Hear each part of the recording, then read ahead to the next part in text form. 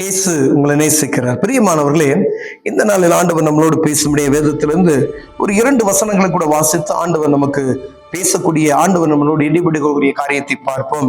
அது யோவான் புஸ்தகம் 11வது அதிகாரம் 33வது வசனம், 34வது வசனம், 35வது வசனம் இப்படியாக சொல்லுகிறது. அவள் அழுகிறதையும் அவளோட கூட வந்த யூதர்கள் அழுகிறதையும் இயேசு கண்டபோது ஆவியில் கலங்கி துயரம் அடைந்து அவனை எங்கே வைத்தீர்கள் என்று கேட்டார். ஆண்டவரே, வந்து பாரும் என்றார்கள். இயேசு கண்ணீர் விட்டார். வானத்தையும் பூமியும் படைத்த சர்வ வல்லமையுள்ள தேவன் கண்ணீர் விட்டார் என்று எழுதியிருக்கிறது. பிரியமானவர்களே, அவர் எதற்காக கண்ணீர் விட்டார்? அவள் அழுகிறதையும் அவளோட கூட வந்த யூதர்கள் அழுகிறதையும் இயேசு கண்டபோது ஆவியில் கலங்கி துயரம் அடைந்து, ஆவியில் கலங்கி துயரமடைந்து அவர் கண்ணீர் விட்டாராம். அப்ப நம்முடைய ஜெபம், இந்த வசனத்தை அநேக முறையில் நம்ம வாசித்திருப்போம். அநேக காரியத்திற்கு நான் பலமுறை என்ன செய்வோம் அப்படின்னு கேட்டீங்கன்னா, ஒரு ஜெபத்தை பலமுறை செஞ்சிருப்போம், அந்த காரியத்துக்கு அற்புதம் நடந்திருக்கிறார். இவர்கள் அழுகிற காரியங்கள், அங்க இருக்கிற ஜனங்கள் அழுகிற காரியங்கள், ஒரு குறிப்பிட்ட அந்த எதுக்காக அழுகிறாங்கன்னா, லாசரு என்ற ஒரு பையன் மரித்து போயிட்டான். அடக்கம் பண்ணி 4 நாள் ஆயிற்று. நாத்தம் எடுக்குமே என்று சொல்லுகிற ஆண்டவர் அவனை உயிரோடு எழுப்புகிற ஒரு காரியத்தை தான் எழுதப்பட்டு இருக்கிறது.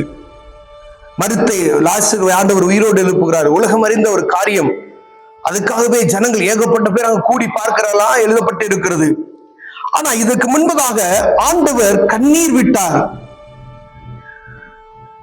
அவள் அழுகிறதையும் அவரோடு இணைந்திருக்கிற சகோதரிமார்கள் அழுகிறதையும் பார்த்து ஆவியில் துயரம் அடைந்து அழுகிறார், கண்ணீர் விடுகிறார். ஒரு ஆண்டவர், அண்ட சராசரங்களை படைத்தவர், ஒரு சாதாரண மனிதனுடைய கண்ணீருக்கு இருதயம் அப்படியே நொறுங்குண்டு போய் அழுகிற ஒரு காரியம் எழுதப்பட்டிருக்கிறது. பிரியமானவர்களே, அப்ப கண்ணீரின் ஜெபத்திற்கு எவ்வளவு மேன்மை இருக்கிறது என்பதை நாம் அறிந்து கொள்ளும்படி ஆண்டவர் உங்களோடும் என்னோடு பேசுகிறார். பிரியமானவர்களே, அன்னாளின் ஜெபத்தை நாம் கேட்டிருப்போம்.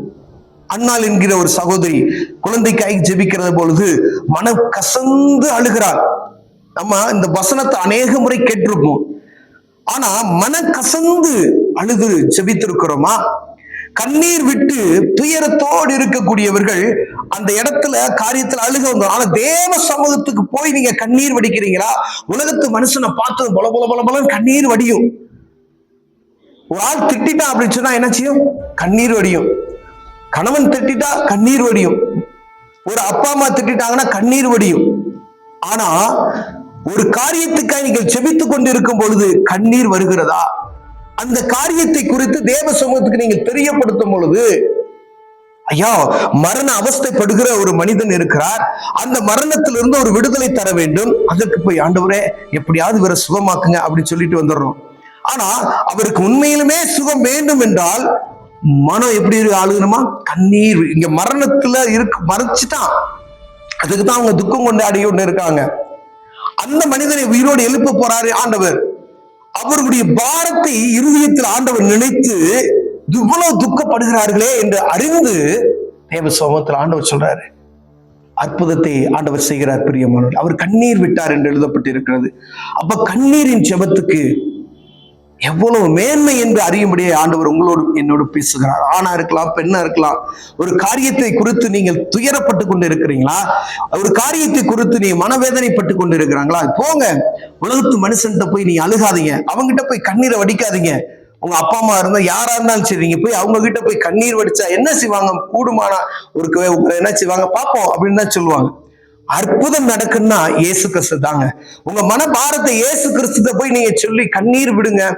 அவர் உங்களை ஒரு இருதயத்தை அறிந்து, உங்க மனபாரத்தை அறிந்து, மன வேதனையை அவர் அறிந்தார்னா போதும், அவர் கண்ணீர் விடுவார், உங்களுக்காக அற்புதத்தை செய்வார். மரித்தவனை அங்க உயிரோடு எழுப்புகிறார்.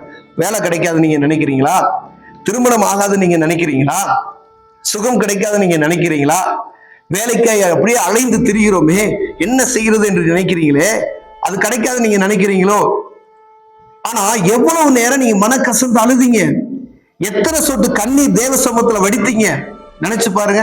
கடந்த காலத்துல இப்ப நீங்க கடந்த வாரத்தை முழுவதும் நீங்க வச்சுக்கோங்களேன், ஐயா எனக்கு இவ்வளவு பிரச்சனை இருக்கு, இவ்வளவு பணத்தேவை இருக்கு, இவ்வளவு போராட்டம் இருக்கு.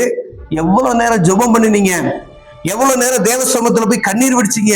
பக்கத்து வீட்டு அக்காவை பார்த்தா கண்ணீர் விடுது, ஐயா இந்த காரியத்துல இருந்து அக்கா எனக்கு என்ன செய்ய முடியல, வெளியவே வர முடியல, இவ்வளவு தேவை இருக்கு, ஒண்ணும் செய்ய முடியல, கண்ணீர் வடிக்கிறீங்களே. இயேசு கிட்ட போய் எவ்வளவு நேரம் நீங்க கண்ணீர் வடிச்சீங்க? தேவ சமூகத்துல போய் எவ்வளவு நேரம் கண்ணீர் வடிச்சீங்க? உங்க உறவினர்கிட்ட போய் கண்ணீர் வடிக்கிறீங்களா? அவங்க என்ன செய்வாங்க? உங்களை தூசிப்பார்கள் பிரியமானவர்களே. ஆமா செஞ்சது பூரா அக்கிரமோ, அப்புறம் வந்து அழுகிறான், இப்படிதான் சொல்லுவாங்க.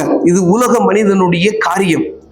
ஆனா இயேசு கிறிஸ்துவ கிட்ட போய் நீங்க கண்ணீர் விட்டீங்கன்னா, தேவ சமூகத்துக்கு போய் நீங்க கண்ணீர் விட்டீங்கன்னா அதுக்கு அற்புதம் நடக்கும். உங்க மன வேதனைய உங்களோடு இணைந்து துயரப்படுகிற ஒரு தெய்வம் உண்டுனா இயேசு மாத்திரமே பிரியமானவர்களே. எழுதப்பட்டிருக்கு, இயேசு கண்ணீர் விட்டார் என்று எழுதப்பட்டு இருக்கிறது. ஏன் கண்ணீர் விட்டார்னா, அவள் அழுகிறதையும் அவரோடு இணைந்து இருக்கிற எல்லா ஜனங்கள் அழுகிறதையும் பார்த்து ஆவில வைராக்கியம் கொண்டு மனவேதனை உடைந்து அழுகிறாராம்.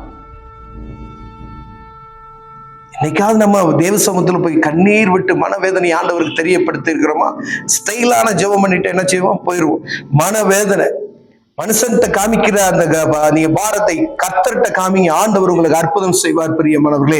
கண்ணீரின் ஜெபத்துக்கு எவ்வளவு மேன்மை உள்ளது என்று எழுதப்பட்டு இருக்கிறதே. உங்க கண்ணீர் இனி பூமியில நீங்க மனுஷன் முன்னாடி வடிக்காதீங்க. இயேசு சுவாமிட்டு நீங்க போய் கண்ணீர் வடிப்பீர்களா? எப்படிப்பட்ட வியாதியை உங்களுக்கு சுகமாக்க அவர் வல்லமையில இருக்கார் பிரியமானவர்களே. எப்படிப்பட்ட பிரச்சனையை அவர் சுகமாக்க வல்லமையில இருக்கார். நீங்க செய்ய வேண்டியது அவர் சமூகத்துக்கு நீங்க போகணும், அவர் சமூகத்துல நீங்க அழணும் சொல்லி ஆண்டவர் பிரியப்படுகிறார். ஒருவேளை நீங்க செய்யாம இருந்தீங்க அப்படின்னு சொன்னா தேவ சமூகத்துக்கு போங்க, ஆண்டவர் அற்புதம் செய்வார். இங்கு மரித்தவனை உயிரோடு எழுப்புகிற ஒரு காரியம் எழுதப்பட்டு இருக்கிறது. அற்புதம், இது உலகம் அறிந்த ஒரு பெரிய அற்புதத்தை இங்க பாக்குறீங்க. உங்களுக்கு அற்புதம் வேணுமா? இனி மனுஷன் முன்னாடி அழாதீங்க, உங்க பிள்ளை முன்னாடி அழாதீங்க, இயேசு கிட்ட அழுங்க.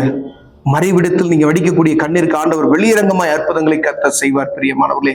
கண்களை மூடுவோம், அற்புதம் ஆண்டவர் செய்வார். அன்பின் தகப்பனே, ஆண்டவரே கண்ணீர் விட்டு ஜெபிக்கிற அந்த பாரத்தை எங்களுக்கு தாங்க ஆண்டவரே.